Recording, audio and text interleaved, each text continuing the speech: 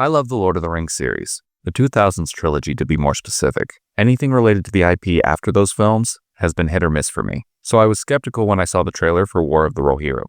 Animated films and anime in general can be a mixed bag, but I'm open to anything that takes me back to Middle-earth. With that, let's get started.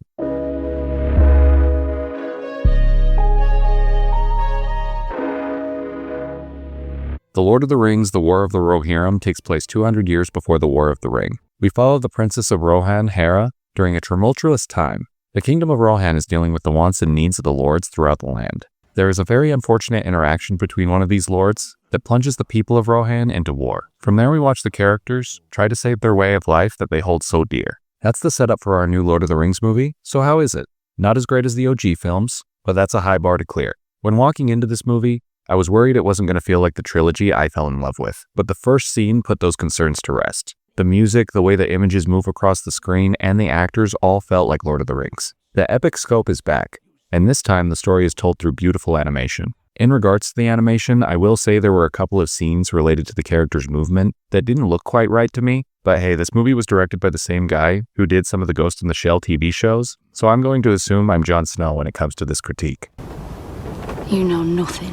Booman reviews. The story is a very contained experience, and I felt like that was a huge positive. This movie is about Rohan and Rohan alone. There are a few references to the Middle-earth films, but they are more nods than anything. I think fans will appreciate seeing the lore of Rohan expanded, and while some of the characters aren't as memorable as the icons, there are still welcomed newcomers. Hera and King Helm are the standouts for me. Hera is strong-willed and wants to break tradition in a way that's very relatable. She's watching this conflict unfold and knows she can resolve it better than the people in power. The rest of these folks don't see it that way, but goddamn, she is undeniable by the end. That brings me to King Helm, who is voiced by Brian Cox. I loved this performance. He's a king who only wants what's best for his people and close family, but he's very stubborn and old-fashioned. This behavior leads to a lot of bad things happening. It's really interesting watching this man come to terms with the fact that time has passed him by, and it may be time to pass the torch on to the next generation. I will say that every character isn't as fleshed out as these two are, though. For example, the villain was a bit one-note. I'm not going to tell you who the main villain is, because that's not exactly clear at the beginning, but you'll know what I mean if you see this. The guy came off as a petulant brat with a huge chip on his shoulder, and I've never liked villains like that. I want depth and relatability from my bad guys. We didn't get that here. The only thing I related to was his inability to get laid. I'm sad now. The story also felt a little shallow in some areas.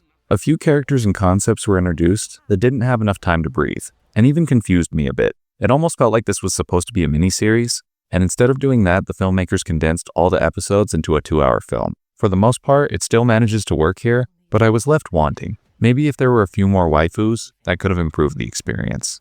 Oh, Kuriga-san! The last aspect that I would like to talk about is the scale and the action of this movie, because after all, that's contingent on a good Middle-earth outing. The action is great, and the animation did a perfect job blending the combat of old with the over-the-top animation style fans of the art will appreciate. You have all the usual suspects: large horse-mounted charges, exciting swordsmanship, and giant beasts that leave our protagonists with one thought after slaying them. Damn, I'm good! Can you feel that? Huh? Can you feel it? By the end, I thoroughly enjoyed watching the War of the Rohirrim. It's flawed, but it managed to capture the Lord of the Rings magic better than the last 2 Hobbit films in my opinion. I hope this film does well enough that we get a few more standalone films. I'd love a collection of Lord of the Rings stories I could dive into during my yearly rewatch of the 2000s trilogy. What about Rings of Power? Oh yeah, there's that show too. Maybe I'll watch that one day if it doesn't get canceled. We'll just have to see what the future brings. Until then, I'm giving this one a watch in theaters recommendation. That's it for me. And as always, thank you for your time.